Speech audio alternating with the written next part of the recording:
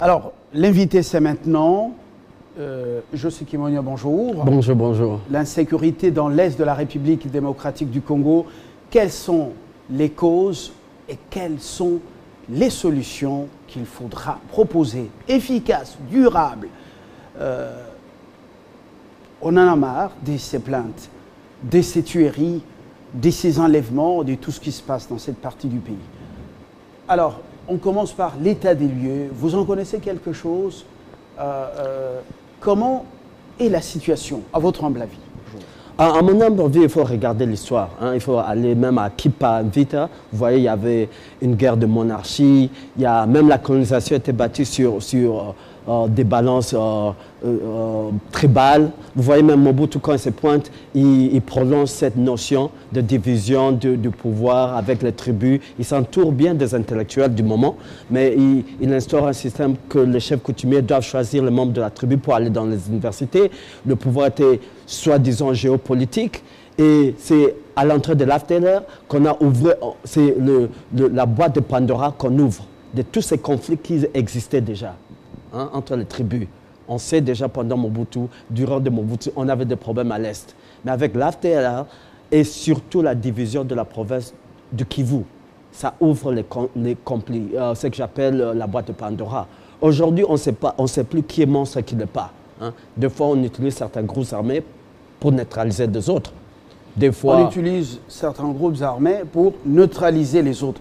Qui les utilise? Oh, des fois, aujourd'hui, comme je peux vous dire, il y a une grande indication, la NDC. Il y a un groupe armé qui est avec la FRDC, qui est là, soi-disant, dans la mission de neutraliser les autres groupes armés. Une stratégie qui n'est pas à exclure. Ça a été dans l'histoire fait par d'autres grandes puissances. Même voilà, la CIA, la Mossad ont utilisé certains groupes armés. Et j'applaudis. Mais maintenant, le problème, c'est quoi? On l'utilise pour les guerres internes. Et on utilise, ça devient une connotation tribale. Oui, sur le tableau, c'est bien beau d'utiliser un groupe armé d'un autre ou utiliser certains, on voit aujourd'hui, certains commandants de milices qui signent un pacte, qui déposent des armes et qui deviennent officiers. On a créé un train, un cycle qui dit si tu es armé à l'Est, si tu es trop fort, on va venir négocier avec toi pour déposer les armes, mais on négocie seulement avec toi, alors tu es sous-lieutenant. Moi, je suis fondamentalement, on doit dire, je suis fondamentalement contre qu'on utilise un Congolais pour tuer un autre Congolais. Et de deux, ça vient d'être prouvé qu'on ne peut pas résoudre un problème social avec des cartouches. On doit changer. Alors, pas de munitions, pas de Kalachnikov, là où il faut utiliser l'économie et renforcer le social. Revenons quand même à ces quelques acteurs politiques à Kinshasa ou dans le Grand Kivu et les hommes d'affaires. Donc d'abord les acteurs, certains acteurs politiques sans les nommer, sont dans le marchandage ou à la base de certains groupes armés, ils disent aux petits, Botikala Nazamba, nous on est là pour vous protéger, juste pour marchander des postes à Kinshasa.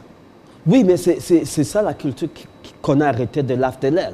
Hein? Ça fait comme ça, après l'AFTLR, il y a la RCD, il y a tous ces mouvements qui disent pour venir à Kinshasa, pour être grand, il faut avoir certains groupes armés, il faut faire peur.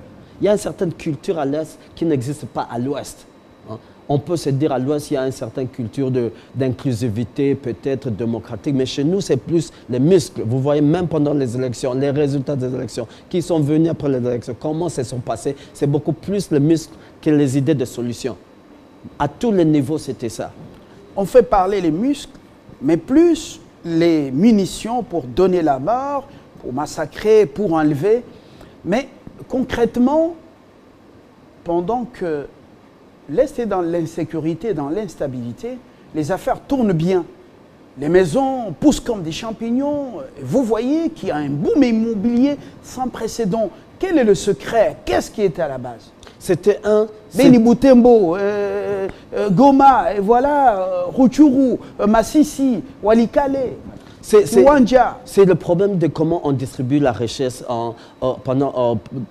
entre le gouvernement central et provincial. Vous avez eu RCD, qui était en soi une république qui connectait tout et qui en a fait certains opérateurs politiques qui sont devenus aussi opérateurs économiques. parce qu'ils allaient puiser à la source. Aujourd'hui, vous avez soi-disant la paix et tout l'argent va à Kinshasa. Maintenant, il y a la famine. Qu'est-ce que vous voulez que ça arrive? Il y a plein de maisons qui sont à Goma, qui sont vides. Ce sont les produits de la guerre, mais aujourd'hui, il n'y a plus d'argent. Je connais bien des acteurs. Mais malgré ça, des maisons sont encore en train d'être construites. Je connais bien mon pays, comme le disait Thomas Louaka. Je connais bien le Congo. Alors, les affaires marchent bien. Il y a l'insécurité. Comment expliquer ça? Et vous allez croire que les affaires marchent bien. Vous connaissez le Congo, mais moi, je vous dis, je connais un peu le Congolais, surtout de l'Est. Ça semble que les affaires marchent bien, mais c'est un petit clic. Et c'est le résultat, vous avez, je peux nommer un parti politique comme l'UCP, qui avait la primeur, qui avait tous les sièges aux élections de 2011. Mais aujourd'hui, on se retrouve, c'est vraiment une minorité. Vous pouvez bien dire, il y a des gens à Kinshasa qui disent aux gens dans la forêt, restez, hein, vous allez être ma force, je veux vous utiliser pour faire un chantage. Mais même chez eux, ça ne marche plus.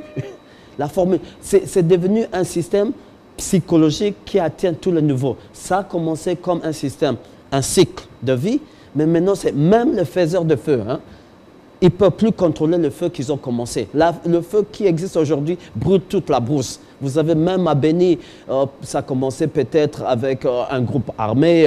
Certains ont dit on va rendre le Nord Kivu ingouvernable. Mais même eux qui ont dit hier, ils ne peuvent même pas gouverner aujourd'hui. Ils sont la minorité, ils ne peuvent même pas faire des appels pour stopper le feu. C'est un feu qui a quitté, qui est trop grand, que plus que n'importe quel Congolais aujourd'hui. Alors derrière la guerre asymétrique des FDLR, plutôt des FDLR, même des ADF, justement, on parle du trafic des organes humains. Un marché hyper important et qui rapporte gros. Des patrons dans des grandes capitales occidentales, ils n'attendent qu'on lui donne seulement la nouvelle. On a enlevé tel, on l'a tué, on a prélevé ceci de son corps. Est-ce que vous êtes au courant de cela? Ça, c'est vraiment, je veux dire, selon mon indication, selon mes informations, c'est seulement la queue. Hein? Ce sont les profiteurs. Il y a tellement de malaise, il y a tellement de mots. Tout ce que vous pouvez trouver comme mot existe là-bas. Le trafic d'armes, le trafic d'organes humains. Des organes humains. Même les ONG, c'est devenu une économie. Mais vous vous retrouvez avec une compagnie d'électricité qui bâtit un barrage et qui distribue. Ça veut dire tout le monde y trouve une certaine façon de trouver une opportunité, sauf le Congolais lui-même. Sauf le Congolais qui tue un autre Congolais. Et c'est ça le plus triste de cette histoire. Et je dis, aujourd'hui, on a vu le président qui avait dit, solution, il doit neutraliser les groupes armés à l'Est. Moi, j'avais applaudi, parce que moi, j'avais défini neutraliser les groupes armés à l'Est, c'est sur le plan socio-économique, pas avec les armes. Vous êtes déjà dans les solutions. Oui, le président n'a pas envoyé les armes. Non. L'armée fait son boulot, mais le président a proposé, une idée, une vision. Il ne faut pas lui faire pression pour qu'il entre déjà en action. Il est en train de s'y faire. Moi, je dis en tant que Congolais, je dis comme le chef de l'État, le président de la République et le président de tout Congolais, en tant que Congolais, je suis dans l'obligation de dire au président, regardez un peu, il y a une autre solution de gauche. Neutraliser les groupes armés, il faut les faire socio-économiques. Parce que Sokola 1, Sokola 2, Sokola 3, 4 a prouvé son inefficacité. Oui. Ça a été prouvé que l'armée n'a pas l'habilité, n'est pas construite pour résoudre le problème de l'Est. Parce que le problème de l'Est, ce n'est pas un problème seulement d'insécurité. Il y a un cordon ombilical entre la pauvreté et la sécurité à l'Est. C'est question d'argent, c'est question du chômage. Il y a plein de jeunes qui vont dans des études à l'université, ils se retrouvent chefs de milice. Je peux vous en citer. Il y a un garçon qui était assistant dans les universités à Goma. Aujourd'hui, le chef d'une milice. Comment trouver ça? Ça veut dire c'est ça. On a un problème de chômage, on a un problème de paiement, on a un problème d'opportunité. L'opportunité qui se présente aux jeunes qui sont humiliés continuellement, c'est ça, la guerre, le trafic des organes humains. Tout ça, les influences, la géopolitique, ce sont les opportunités. Pourquoi vous reléguez, justement, on rentre dans les causes, pourquoi vous reléguez le trafic d'organes humains à la queue, comme le cadet des soucis, alors que les reins prélevés et d'autres organes rapportent 10 fois plus que les minéraux, 10 fois plus que les commerces d'autres choses. Parce que moi, ce n'est pas combien ça coûte. La vie, ça coûte la même chose. Le réseau est grand. Il est grand et il est fort. Il est fort, mais le coût d'une vie, d'une autre, c'est la même chose pour moi. Je m'en fous, à mon avis, de combien ça coûte un autre. Je dis un Congolais ou un autre qui meurt, c'est un Congolais qui meurt de trop. Et spécialement en l'Est, inutilement. Alors pourquoi quand on massacre dans l'Est, Congolais entre eux, ou bien les étrangers qui utilisent les Congolais, eh bien, ou qui le font, pourquoi la première réaction, c'est d'épaisser le corps, prélever des histoires? Pourquoi? Quand vous regardez combien de corps qu'on a dépecés et combien de corps laissés dans la brousse en train de pourrir, c'est un petit pourcentage. Je peux vous dire ça, je peux vous garantir. Il faut aller à Beni Butembo pour comprendre. J'étais à Beni Butembo en janvier. Il y a le mouvement soi-disant, le mouvement, je vais même oublier le nom, qui attaquait, qui a coupé 7 personnes comme des vaches. Et pourquoi ils ont fait? Ils ont fait parce que chaque lundi, il faut que les gens sortent de les champs. Comme ça, en singe, ils viennent prendre ce qu'ils veulent des champs des gens. C'est une culture. Quand vous êtes à Beni, demandez chaque lundi, c'est comme une culture. Il faut éviter d'aller dans vos champs, revenez dans Beni central pour que les autres piquent ce qu'ils veulent dans leurs champs. Ils peuvent tout faire dans ce qu'ils veulent de vos richesses. Alors justement, nous sommes au niveau des solutions. Quelle solution durable, efficace? Le président, il a dit qu'il va combattre, justement, mais les détails ont été donnés. Vous dites que l'armée doit cesser d'utiliser la force, le gouvernement doit mettre des capitaux. Alors, comment vous développez cela? C'est quand même un peu flou. On dit que c'est un peu flou, mais la guerre aussi est un peu bizarre. Ça veut dire, moi, j'avais préconisé avant, je dis, on nous faut un plan Marshall. Et quand je parle de plan Marshall, c'est 3 points. Je dis, sur le plan politique, on sait que le problème de l'Est, c'est un peu tribal. Quand on a des petites contrées où 2 tribus se battent, le conflit peut être exagéré. Alors on doit répondre. Au lieu de la scission, on doit recoudre le Kivu en une province. Ça fait une certaine... C'est-à-dire quoi? Revenir à la province du Grand Kivu. Du Grand Kivu. Et vous allez... Avec chef-lieu Bukavu. Avec Bukavu. Ça va rebalancer. Quand vous avez une province où il y a deux tribus qui sont majoritaires, qui se battent, c'est beaucoup plus difficile de stopper la bagarre que quand vous avez un Grand Kivu où il y a une dizaine de tribus. Ils sont forcés de négocier. Alors, quel sera l'avantage de revenir au Grand Kivu alors qu'en ce moment, ici, certains coins du Nord Kivu réclament aussi une province 7 avec des objectifs apparemment ténébreux. Oui, vous avez vu dans les années 60, il y a Adoula l'a fait. Pour neutraliser les groupes armés, il a divisé en provinces 7. Je crois qu'on avait 25 provinces 7. Mais pourquoi on est revenu encore à 10 ou 9 provinces ou régions sous Mobutu? Parce que dans les années 70, 60, ils avaient compris que c'est une mauvaise direction. Mais c'est comme si on oubliait l'histoire de la solution Adoula pour neutraliser les groupes armés. Il faut qu'on reprenne tous. Demain, si on coupe ces provinces en provinces 7, on va se retrouver, disons, le Grand Nord, soi-disant. Mais il y a déjà un conflit entre Beni, les ressortissants de Beni et les ressortissants de Butembo. Ce sont des enjeux économiques. Demain, on va se retrouver avec les gens de Beni qui vont se dire qu'on vend une autre province et les gens de Butembo veulent aussi notre province. C'est beaucoup plus comment contrôler les ressources à la base. Alors, vous êtes contre le démembrement actuel, cette nouvelle territoriale? Je dis c'est la culture de l'AFDLR. Je dis les gens ont peur de la compétition. Je dis ils ne voient pas une notion sociale et économique. La culture des AFDLR? De l'AFDLR, quand ils sont venus, c'était encore qu'il y a un certain groupe de Congolais qui sont minoritaires, qu'on doit défendre leurs intérêts pour la nationalité. Et maintenant, aujourd'hui, tout le monde qui se sent laissé par l'État, il prend les armes. Il dit qu'il doit être protégé. C'est ça un peu la culture qu'on a eue de la guerre de 97, de l'entrée.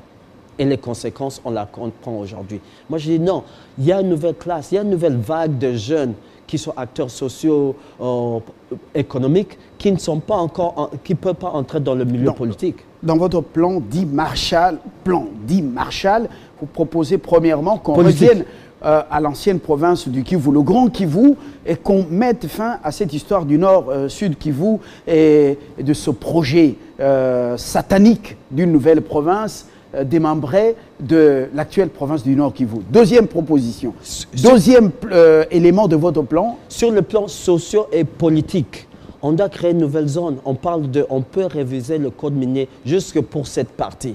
Pour dire 10% reviennent à cette partie, aux administrations territoriales, et 0,3% revient à Kin, juste pour 5 ou 10 ans. Comme ça, on a des fonds alloués à cette région pour créer des opportunités. Deuxième proposition, revoir le code minier en attribuant 10% aux administrations locales, des territoires locaux. On peut l'appeler zone spéciale pour le développement économique. Et ça va influer des capitaux qui vont rester et ça va créer des opportunités. Et on peut jouer avec les taxes, on peut créer des opportunités localement. Je peux vous expliquer ça en 5-10 heures, mais il faut l'argent pour que pour que ces programmes travaillent. Il y a des petits programmes que je dis aux gens, je donne dans mes conférences, je dis, un enfant pauvre, un enfant riche, il ne réfléchit pas de la même façon parce que l'autre ne mange pas son déjeuner. Après une année, le cerveau diminue par rapport à celui qui est riche. Ça veut dire qu'on doit pouvoir... Mais on remarque que certains enfants des riches sont moins performants.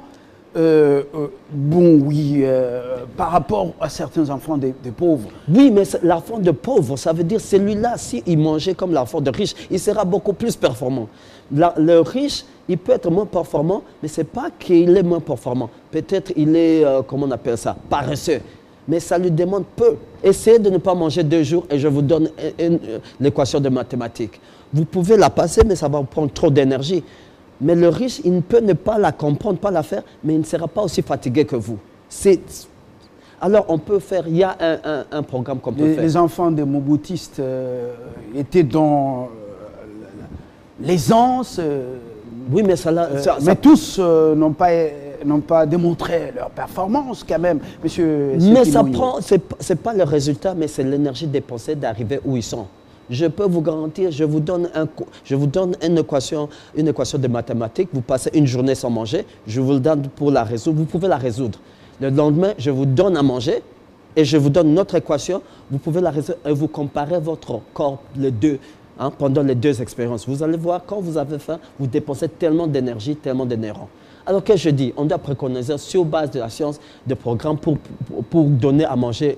Concrètement, à part ce 10%, je vous explique pourquoi ça va marcher. Vous êtes au niveau de l'aspect économique et social, volet économique et social. Ouais. Comme deuxième solution, deuxième élément de votre plan pour combattre l'insécurité dans l'Est du pays. Oui, revenir au Grand Kivu. Et c'est comme ça que je suis en train de vous donner un programme comment infuser l'argent dans l'économie locale. Ça veut dire quoi? Si dans l'Est, on donne de la nourriture aux enfants à l'école, sur le plan éducationnel, psychologique, ça arrange. Mais on doit acheter localement dans les coopératives locales. Qu'est-ce que ça fait? Ça prend l'argent de l'État collecté et ça reflue dans le système d'économie locale. C'est ce genre d'approche qu'on peut avoir pour prendre l'argent de l'État et la redonner aux citoyens et développer l'économie locale.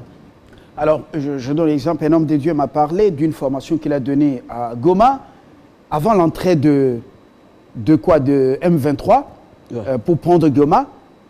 Il a un pasteur qui suit les enseignements et 2 jours après, il a disparu, porté disparu. Mais il le revoit à la télévision, au stade, en train de prier avec le M23 qui venait de prendre la ville. Est-ce que celui-là aussi, c'est la fin? Je suis athée. Alors, de ce genre de débat avec un pays où c'est 90% chrétienté, je dis, bon, d'une façon, évitons de parler le supernaturel. Mais c'est un humain. Ça veut dire quoi? Il faut comprendre la psychose de ce moment-là. M23 est venu, on se disait que M23 va conquérir le pays, ils vont revenir à Kinshasa comme maître. Tout le monde est sauté dessus. Ce sont les opportunistes. Hommes de Dieu ou pas hommes de Dieu, il y a beaucoup de gens que je connais qui se sont dit ça, c'est notre RCD. On les joint parce qu'il y aura des opportunités. On va se retrouver à Kinshasa comme les gens qui sont venus, comme la vague qui était venue avant eux, ils vont se retrouver à Kin comme des maîtres. Mais ça a mal tourné pour tous. Il y a certains qui sont jusqu'aujourd'hui en Ouganda ou en Rwanda en train d'attendre avec espoir qu'il y aura un M24 ou un M25. Et c'est ça. dernière proposition ou dernier élément de votre plan pour mettre fin à l'insécurité dans l'Est, à part redevenir au Grand Kivu, à part injecter des moyens financiers pour développer, donner des opportunités. Qu'est-ce qu'il faudra encore faire? La dernière opportunité, c'est ça, le volet, pas militaire, mais je dis policier. Il faut donner aux policiers, pas l'aspect militaire d'attaquer les groupes armés, mais on doit donner aux policiers à l'Est les moyens d'instaurer l'état de droit.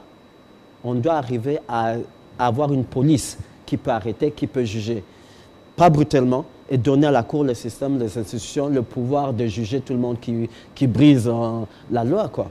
C'est ça, les trois aspects sont là. Je dis, premier aspect, ça doit être politique. On doit avoir l'audace de faire marche en arrière. Deuxième aspect, je dis, ça doit être économique. On doit laisser aux experts d'économie, de développement, qu'on développe des plans pour injecter de l'argent à l'Est pendant 5 ans, pendant 10 ans, pour créer des opportunités, pour que ces jeunes qui ont des diplômes aient les moyens de participer au XXe siècle, pour créer des opportunités, pour que les jeunes qui viennent à l'Ouest, qui ne sont pas aussi traumatisés que celui de l'Est, viennent chercher des opportunités à l'Est. Et ça, c'est un mixage culturel qui va diminuer la tension ou la psychose. Il faut plus de Quinois, de Kassaïens, de Katangais, des Équatoriens qui montent vers le Kivu. Oui, pour aller à la rue, comme on dit, de l'or.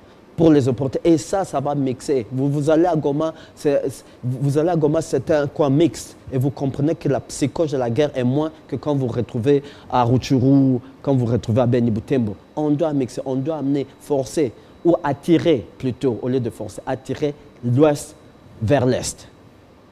Et le dernier, c'est changer notre pensée. Au lieu qu'on amène l'armée à l'Est, on doit faire que la police soit habilitée à maintenir l'ordre public.